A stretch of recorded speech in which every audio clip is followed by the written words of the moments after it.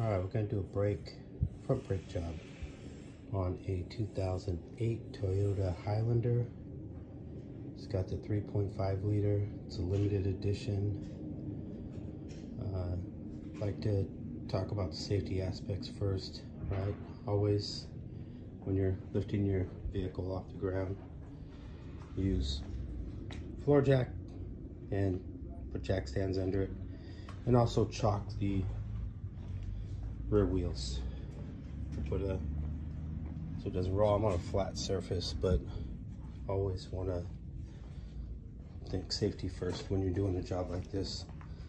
To start off, I like to loosen the lug nuts when it's on the ground. Just makes it a little bit easier. So I'm going to start by loosening those, and then I'll lift the car up and the wheels will be off. Okay, wheels are off. You can see I got my jack stand down there. I also leave the floor jack under there just as an extra safety precaution.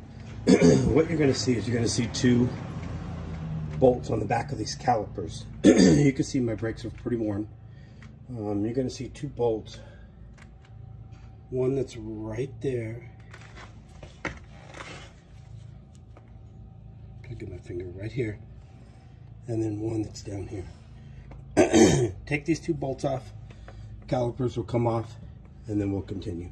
You'll see brake pads, right? If you wanted to do an inspection, they usually just look at the pad wear in between here, but you'll see once I take these off how worn out they are. Okay, here's what you're left with, right? It's gonna look like this. There's some springs and little clips in here, along with these springs, right? Usually comes in a kit here. You can see the brake pads. Here's the old ones. They're about that thick compared to the new ones, which are, there you go, side by side, right? So I knew my brakes were going out, not because of the wear indicator, which is usually a little tab right here that starts wearing on your disc.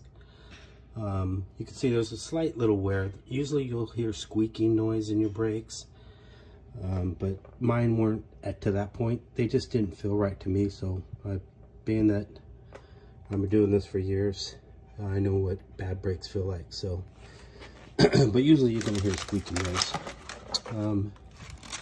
Brakes I'm replacing it with, these Duralast Golds.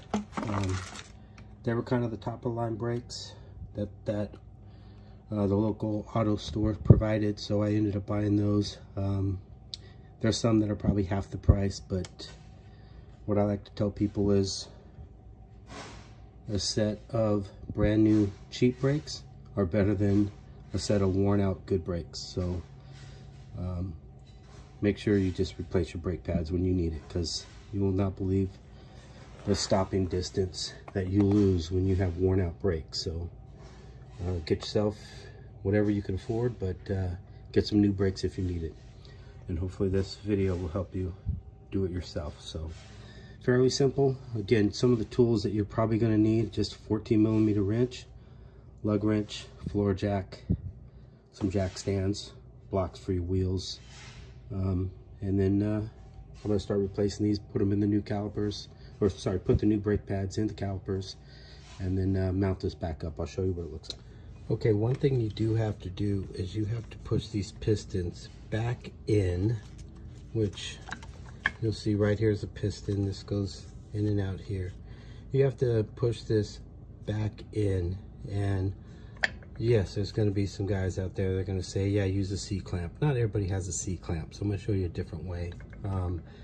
Sometimes you can use a combination of your new pads and your old pads just to get something to wedge a screwdriver in here, right? I'm trying to do this left-handed, so bear with me. There we go.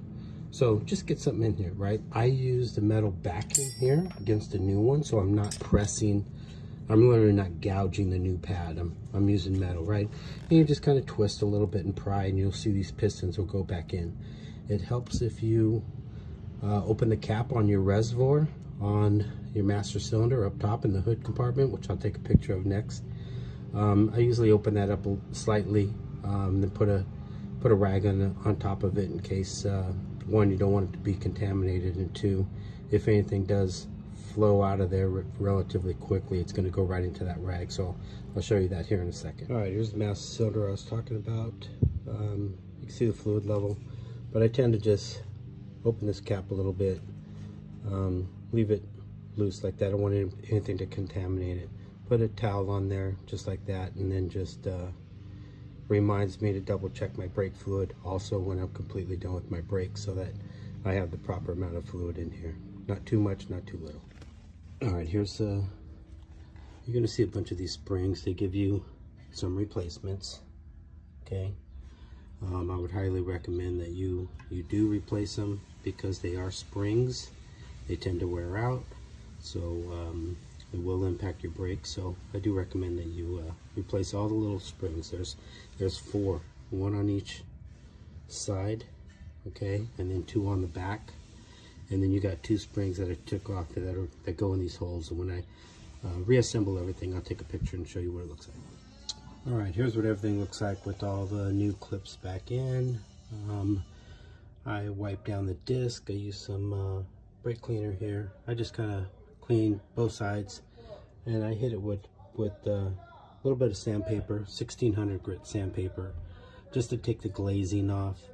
It helps if you have squeaky brakes to clean it, but if your brakes weren't squeaking before, you're probably okay. But just something I tend to do, just clean the disc, both sides of it, before I reassemble. I also dab a little grease on the back side. These, you can't see it, but on the back side of the brake pads, I put a little grease back there. It helps again against the squeaking. So all right, I'm gonna reassemble this and we'll get going. Okay, I had a little problem here with these. This is what your calipers mount to, and these little rubber boots, right? They have sealer in there, but these should be able to float in and out. If they don't, you're gonna have problems. So mine was frozen, so I had to replace it, but about ready to put the caliper on, and we'll continue. Okay, now that I got the vehicle on the ground, the wheels are back on, I'm going to torque the lug nuts. They should be torqued to about 76 foot-pounds. Always torque in a star pattern, meaning you go from this one down to this one, over to this one, over to this one, and back down to this one, and then do a final check one more time to make sure all your lug nuts are tight. You'd be amazed at how easy it is to have a loose lug nut. So again, I tend to err on the side of caution, so I kind of double, sometimes triple check my stuff. So I'll torque this, and I'll probably check it 2 times as I go around the rotation, but not to over torque it. So torque wrench is set at 76, and I'll torque this as I go.